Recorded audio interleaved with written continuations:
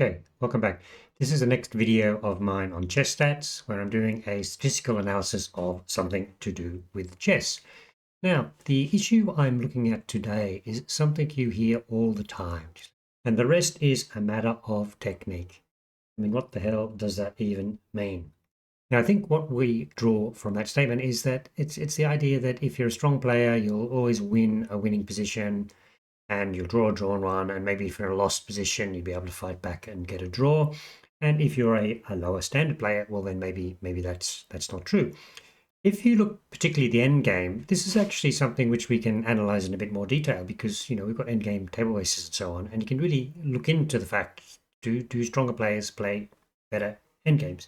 Partly inspired by the work of I think Kenneth Regan on all the analysis of chess players' moves and so on using his engines, where if you look at players' middle game play, for instance, over a consistent time period, then you can kind of estimate what their rating is. And you can imagine the same sort of thing may be true for the end game. You can see how strong players are in the end game, and maybe that implies their rating. Now, I did notice actually in this sort of thing, and the rest is history, by the way, a great YouTube channel if you want to look at that. Is that there's actually a book by Agard, which seems to sort of cover some of this material. I don't have the book, but it seems to be sort of the same idea, looking at the mistakes and what kind of happens with strong players, to be proven if I get a chance to look at that book later on. So what I'm going to do here is just broadly scope it out here, and then I'll show in a bit more detail, is that I've got this database of endgames. I look at specific types of endgames. I break these endgames by rating, and then I actually see if players make mistakes or not in those endgames, and then map that back to the rating just to see exactly what the reality is. And to close out, I then choose one of the games. I mean, obviously, I'm filtering through lots of games. One of the games where one of these mistakes occurs, just to give a sense of, you can actually really learn from mistakes of stronger players. What do they miss? And try not to miss them in your own game. Now, it's going to be a bit clunky today. I've got quite a few windows open and my screen in front of me, and we'll just sort of go through them step by step. So let me switch over to my capture. So this is what I did a couple of videos ago, which was dividing up endgames into categories. Now this is just run this. This is like the using Casabase, basically, or a bit more than Casabase. So you got 4.5 million games, and then it goes through and finds all the games. You look at this. This is king and 2 pawns versus king and 2 pawns. That tells you how many games there were, 19,650, and what the average result was, 51%. You'd expect that to be around 50%, to be honest.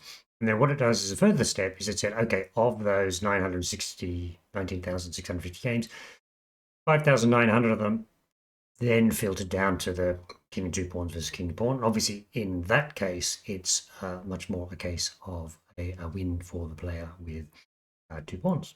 Right? As you can see, 75% of the game time a win, and then that becomes king and 2 pawns, which is almost always a win for a stronger player, or a king and pawn versus king and pawn, which the overall is 51%, to be expected, and then you get finally all these positions may or may not go to king and pawn versus king, and this number here, if you see this number here in each cell, that is the game did not go to a sort of a lower level in inverted because endgame just finished at that level. And obviously I'd put this off to the side, king versus king correctly, 50%.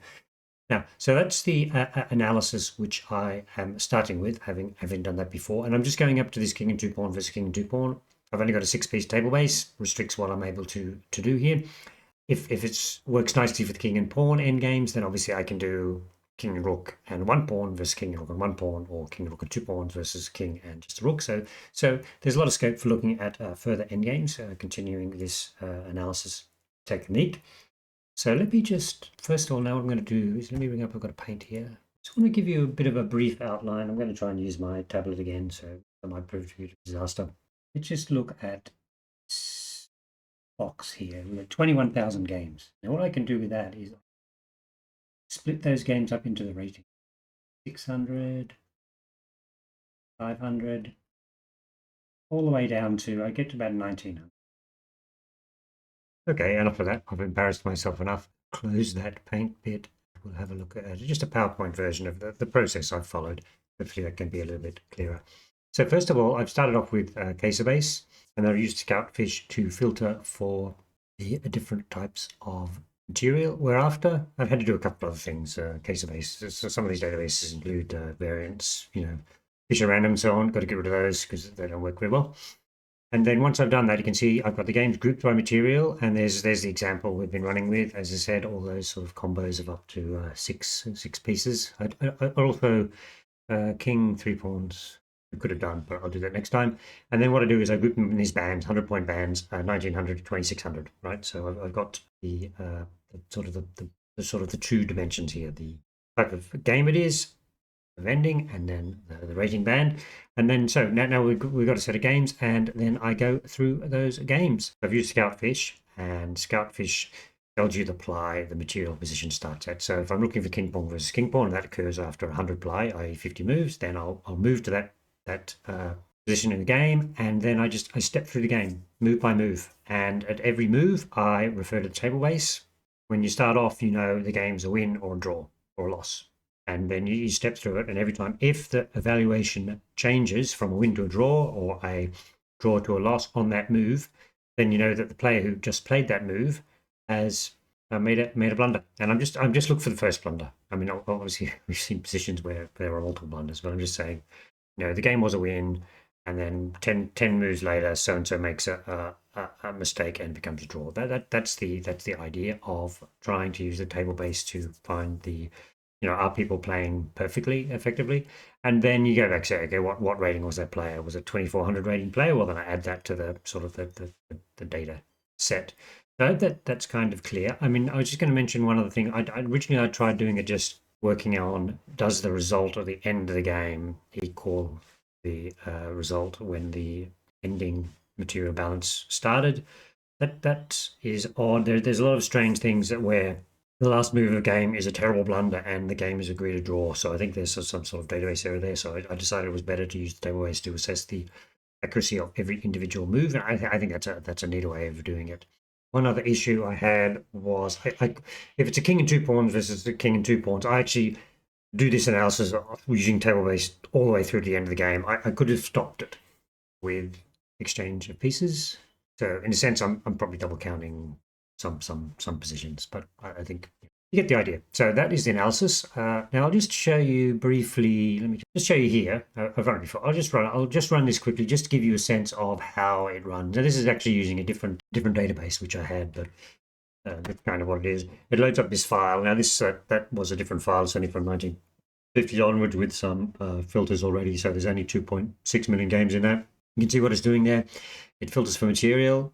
You can see that's the way you've got to do it in Scoutfish. The first one, king pawn versus king pawn, fine. When you're doing king pawn versus king, you got to do both ways. And then the material king versus king, well, it's we are very lucky that always ends up a draw, so that is fine. And you can see that it finds a certain number of games, 9,000 games of that king pawn versus king pawn, and then 6,000 games of the next one, and so on.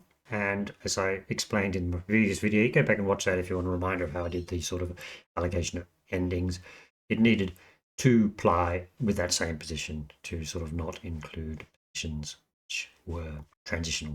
Okay, so that'll spend a little while, and then it comes back. This is basically the answer. It comes back, and as I said, it's allocated everything. It's got a little matrix there, and you can see that 3078 means there were 3078 games where result was a win and it stayed a win. So there's no blunders in that game. And you can see that the ones we're interested in, those 31 games. So basically, like in this case, 1% of games is where it was a win, and then it came out to be a draw, right? And then you can see I've done that for, it does for the king pawn versus king pawn, then it's king pawn versus king, and then finally king versus king, well, 944, which is 478 times 2 draws, all draws, right? So that is the analysis, and you can see that little sort of printout there. So here's the 26, so that's players rated above 2600. If it was a win, then they won, right? 208 times. And if it was a win and they drew, so there's a mistake. There's one mistake in 208 on that line. And then for the draws, you can see 10 on the draws 2000, and there's a couple of cases here. There's 15. So that's the error rate for. Okay. Now, obviously, the way it works out is obviously depends on, in the different particular material balance, what is the logical result anyway. So king pawn versus king, this one, there would tend to be more wins, and then it's obviously looking at the percentage of those wins that only turn out to be draws. And then on top of that, the more complicated the position is, like when I do the full analysis with king 2 pawns versus king 2 pawns, a bit more complicated, so you'd expect there to be more errors in more complicated endgame positions. So that is the way I did the analysis. That's clear. So I think the thing now is just to go on to the results and have a look at what I came up with. Now I've charted it. Here we go. Let me move the chart across so we can see it a bit further up. Okay, good. So here is the result of all of that work. So because I've gone up to king and 2 pawns on either side, you can see there's basically 3 major material balances we're talking about. The most complicated one is the orange one, king and 2 pawns versus king and 2 pawns.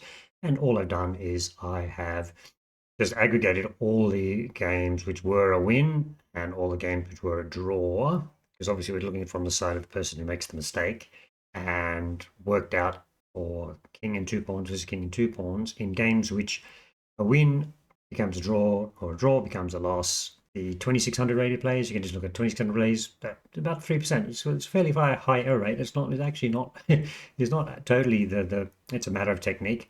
And then 2500, similar number. And you can see as the rating of the player gets weaker, definitely the error rate increases a lot. And when you get to below 2000 and 1900, then the error rate gets 10% in this, the most complicated one. And then we look at king and 2 pawns versus king and pawn. The error rate in these positions is lower, as you'd expect, because the positions are slightly simpler. And you can see the error rate for the the super GMs is, you're looking at 2% in those games, and then it goes all the way up very monotonically, which is kind of what we want, to the same sorts of error rates.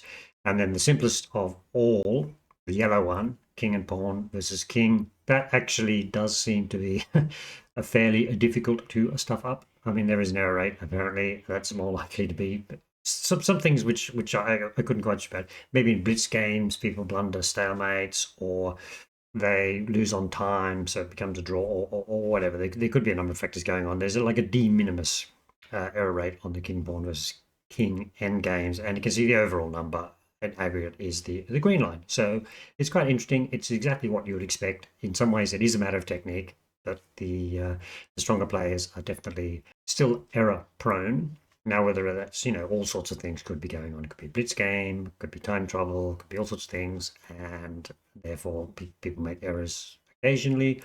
And you get the profile anyway. I think the main point, you get the profile you expect here in terms of the accuracy of in-game player by stronger rated players. Having done all this analysis, what drops out and what I have saved is these games. And I tell you what, these games can give you some pretty interesting, almost puzzle or study-like positions where top players have made a mistake. And if top players made a mistake, then I think there's an important lesson to be learned. So what we're going to do now is, let me just switch over. Let me close my... Okay, that's better. It's back to the screen layout I want. And you can see what I've done. I saved some of that information I was talking about in the annotator tab of the PGN. So this is a king pawn versus king pawn after 103 moves. I bracketed it in the 2400 because the mistake is by white. Let's have a okay. Yeah, it was the last move of the game. So let's have a look. What happened is white just played king e2 and draw agreed. And in fact, that position is now drawn, right? Because typical continuation would be in here. And then, you've got 1, 2, 3, 4. 1, 2, 3, 4. Okay, nothing to be done, and queen to check. Okay, so let's go back to the position before king e2. And let's say these are study-like positions. I mean, that's the only way of thinking about it. And he see here that a5 is the winning move. Now, notice a couple of things here. That let's just have a look at the counts. 1, 2, 3, 4 on this side, and then 1, 2, 3, 4 on this side, and unfortunately, black will green check. Okay, so that's kind of puzzle-like, right? So how do we stop that? This reminds me a lot of the reti position we've looked at. So if white moved to king e2 straight away, we saw that then black can move his king up to g2 and then push his pawn through. It'll be a check. So that king e2 straight away does not work. So let's go with the main sort of line, which is a5. Now, after white has played a5, I mean, black has to push his pawn, right? There's no choice. Pawn must be pushed, otherwise white will queen first, right? So black has to push his pawn. And then we still have the same situation. If black plays king e2 now, then once again, we'll just get king g2. Doesn't help, right? Gotta push the pawn. Black, gotta push the pawn, otherwise, he's going to lose. Going to queen too late. Pawn, push the pawn. Black still has to push the pawn. Right. And now what's going to happen? Now look at this. The thing which has changed here now is that look at this. You've got black. If black's on that diagonal, he'll lose because white will queen with check, which is now what happens. So now is the only time that white can return to stop the pawn because he's not subject to a check when the pawn goes to f3. And now if black, well, the computer gives black queening because I said if black moves there, white queens with check, and so it's going to be a trivially winning endgame. So you can see that's quite interesting. What White obviously didn't think about these things, that he's worried about black queening with check rather than and moving his king too early. So it's really a case of really calculating carefully. And one of those defensive techniques is if black had been able to move to a square and support the queening of the pawn without going to this square, which would be subject to the check, right? So, in these endgames, move your opponent's king around. Anyway, I thought that was quite interesting. That's just one of about, 400 or 500 games that have been spat out. A lot of them are study-like, and, something has been missed by a strong player. Okay. Anyway, so I think the main point of this analysis was just sort of assessing that statement that now it's a matter of technique, the guy's going to win easily or whatever, right? And maybe it's broadly true for players such as Carlsen and so on, but you can see that even the best players are prone to making mistakes for one reason or another: pressure, tiredness, time trouble, and so on. I think there's a lot to be learned from the mistakes that they have played. Okay, hope you found that little statistical interlude interesting, and thank you very much for watching.